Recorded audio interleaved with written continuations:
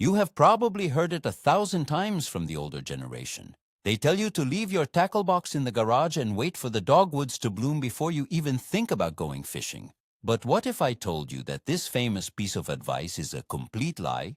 What if the moment those beautiful white petals finally open up, you have already missed the absolute best fishing window of the entire calendar year? Today, we are breaking down one of the most stubborn fishing myths out there.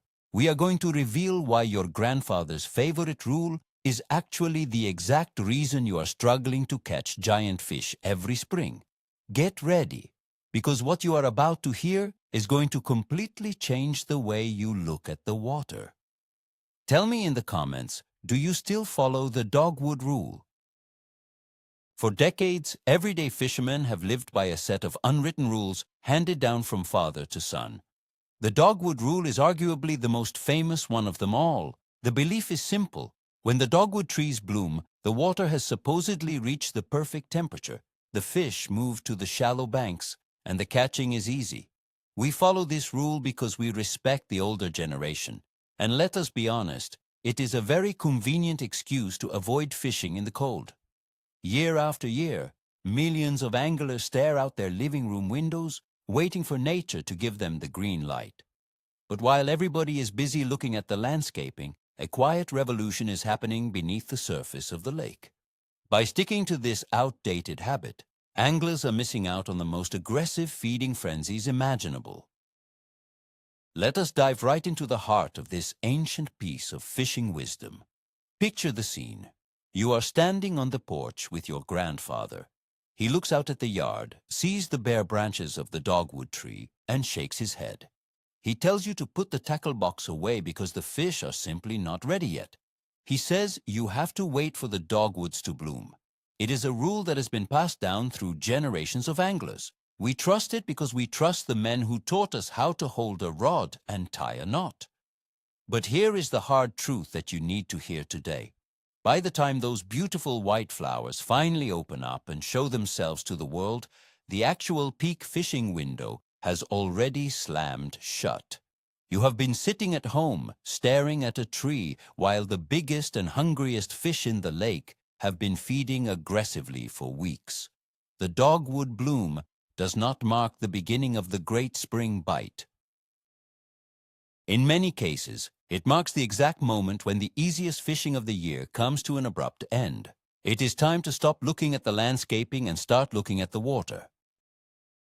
To understand why this old rule is completely ruining your chances at a trophy catch, we have to talk about the biological clock of the fish. Fish do not have calendars, and they certainly do not have windows to look at the trees. Their entire world is governed by water temperature and the length of the daylight hours. When the ice finally melts off the lake and the water temperature creeps up from the upper 30s into the low 40s, something magical happens underwater. The fish have spent the entire winter in a state of suspended animation. They have been sluggish, barely moving, and barely eating. But as soon as that water begins to warm up even just 2 or 3 degrees, their metabolism kicks into high gear. The large females are carrying a massive load of eggs, and they absolutely must eat to sustain themselves for the upcoming spawn. They do not care that the air outside is freezing. They do not care that you are wearing a heavy winter coat.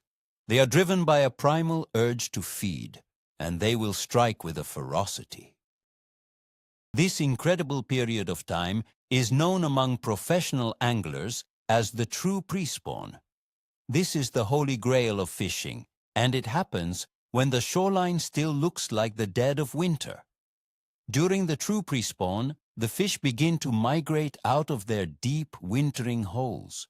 They move up along the underwater highways, following channel swings and creek beds, until they reach the first major drop-offs near the shallow spawning flats. They stack up in these staging areas in massive schools. If you can find one of these staging areas, you can catch fish after fish on almost every single cast. But here is the kicker. This massive migration happens weeks before a single leaf or flower appears on a dogwood tree. If you are sitting in your living room waiting for a botanical sign from nature, you are missing the most concentrated groups of giant fish of the entire calendar year. The biggest fish always move first. By the time the trees are blooming, those giant females have already moved on. Let us talk about the grand illusion of air temperature versus water temperature. This is where the old-timers really got it wrong. Grandpa would step outside, feel a bitter wind chilling his bones, and assume the lake was dead. But water is incredibly dense, and it holds heat much differently than the air. A few days of bright, piercing sunshine will warm the surface of a murky lake very fast, even if you need a winter hat to stand on the bank. The rocks along the shoreline absorb that solar energy all day long and radiate it straight into the water. The shallow coves protected from the cold northern winds become a warm nursery for the fish. While your grandfather was trusting his thermometer on the porch, the water temperature in those specific sunny pockets was quietly rising into the high 40s. The fish flock to these warmer pockets like tourists to a sunny beach. You have to learn to ignore the weather forecast on your television and focus entirely on what the sun is doing to the surface of your local lake. We also need to consider the reality of modern gear versus the gear our grandfathers were forced to use. Back in the day, they fished with thick, stiff monofilament lines and heavy fiberglass rods. Fishing incredibly slow in freezing water was frustrating and frankly very difficult for them to do effectively. They lacked the sensitivity to feel a light bite from a sluggish fish. Today we have virtually invisible fluorocarbon lines, ultra-sensitive graphite rods, and incredibly realistic lures that suspend perfectly still in the water column.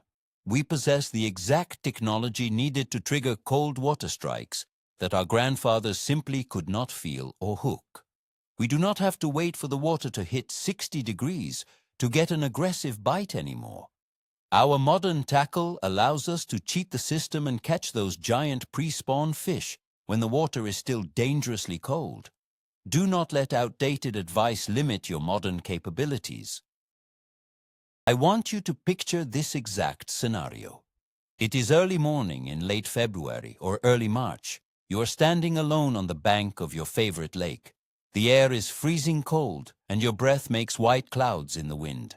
The trees behind you look completely dead, gray, and lifeless.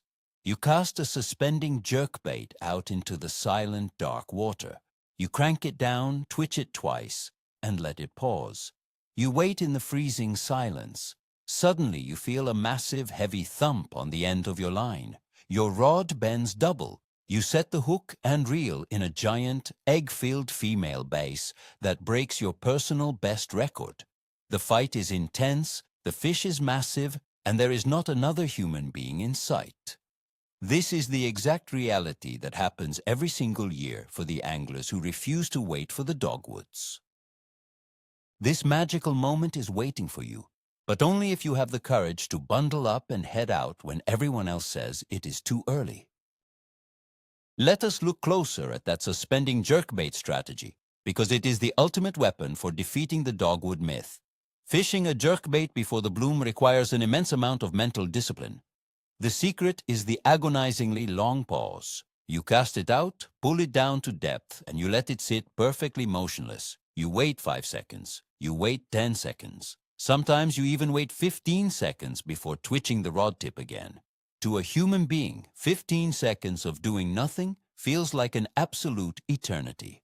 But to a giant fish in cold water, that perfectly still bait looks like an easy dying meal that does not require any energy to chase. They will swim up to it slowly and inhale it during the pause. Grandpa's old metal spoons and heavy wooden plugs simply could not hover in the water like this.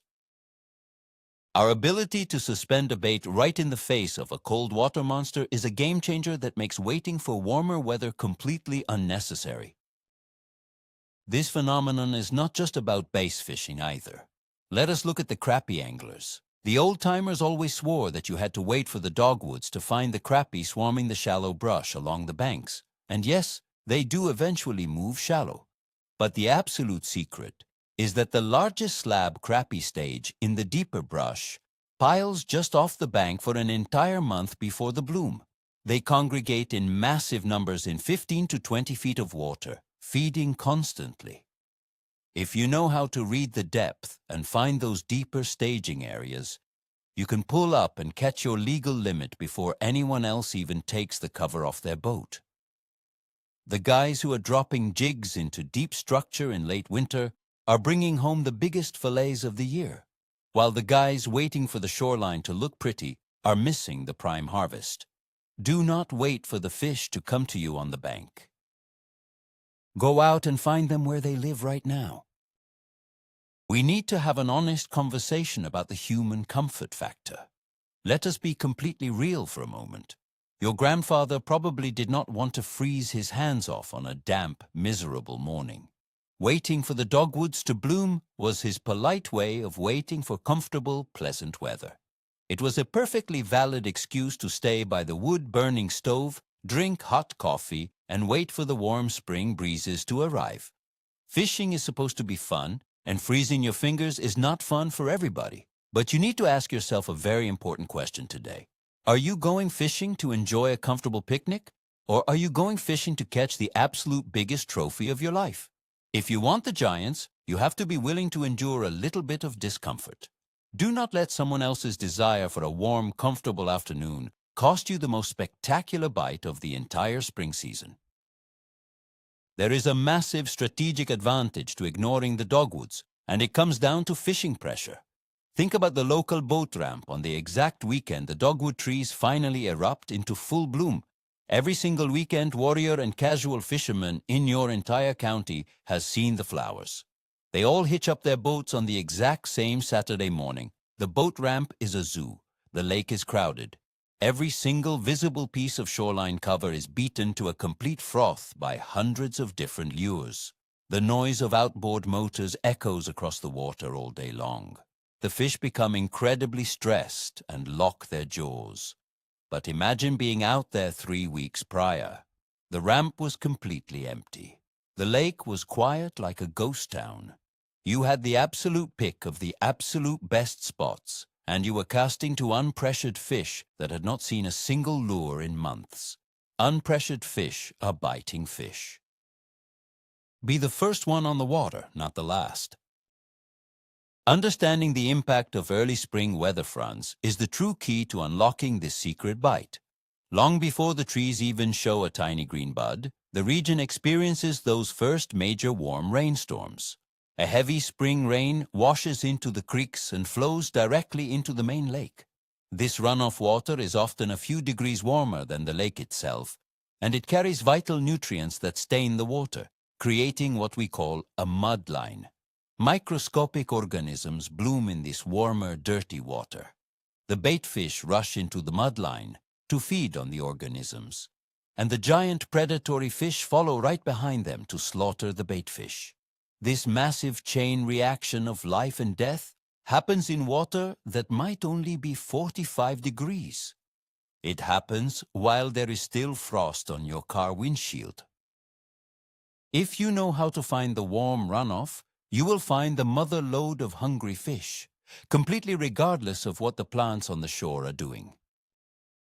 The biggest mistake anglers make when trying to fish this early season is fishing entirely too fast. Even though the big fish are feeding aggressively, they are not going to chase down a high-speed spinnerbait buzzing across the surface. The cold water dictates their physical limitations. You have to adapt your strategy. You need to tie on a heavy jig with a crawfish trailer, cast it out to a rocky point, and drag it across the bottom at a painfully slow speed. You need to feel every single pebble, every rock, and every piece of wood down there. It requires immense patience and focus. Your grandfather probably loved to cast and wind steadily all day long, which is why he failed in the cold water. You need to cast, let it sink, and slowly crawl that bait through their living room. When you hit a piece of cover, just shake the rod tip gently without moving the bait forward. That subtle vibration in cold water is exactly what triggers a giant fish to open its mouth. Here is another specific scenario you must keep in your mind. You are out on your boat in the early afternoon. The wind is howling out of the south, pushing against the main lake points. The average water temperature across the lake is a chilly 45 degrees. But you decide to investigate a steep, rocky point that has been baking in the direct sunlight for 6 solid hours. You watch your electronics closely as you approach. The water temperature gauge slowly climbs to 48 degrees. Those 3 tiny degrees seem insignificant to a human being, but to a cold-blooded fish, it feels like stepping out of a freezer and into a warm bath. The wind is pushing the microscopic food chain right against those sun-baked rocks. The fish are stacked up thick, actively pinning bait against the structure. You cast your lure right into the wind and immediately get hammered by a giant.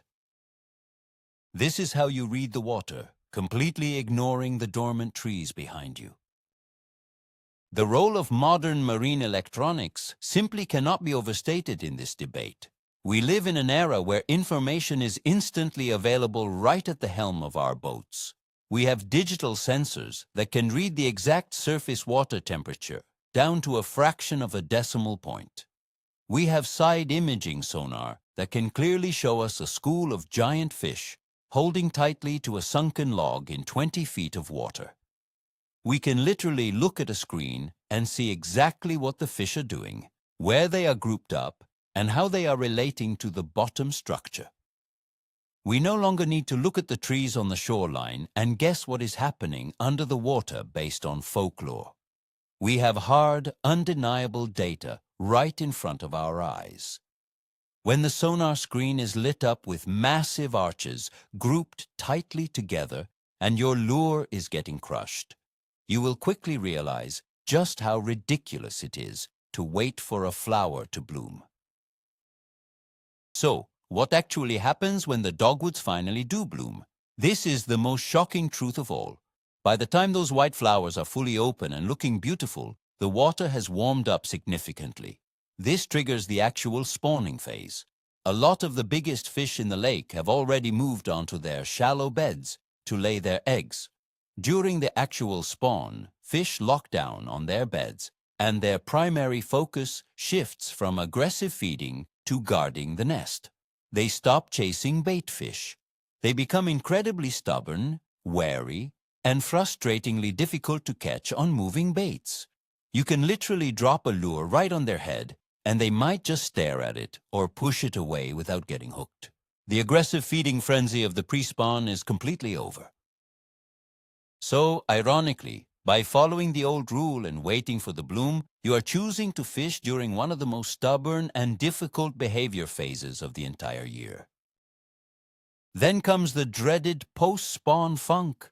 Right after the peak of the dogwood bloom, the spawning cycle finishes. The giant female fish are completely exhausted, battered, and depleted of energy from the rigorous spawning process. They go into a massive funk. They slowly retreat away from the shallow banks and suspend out over deeper water, or they hide deep underneath dark boat docks to recover in the shade. During this recovery period, they are almost impossible to catch consistently. They just want to be left alone to heal. So if you blindly followed your grandfather's advice, you likely launched your boat right as the fish were either locked onto beds or right as they went into hiding to recover from the spawn.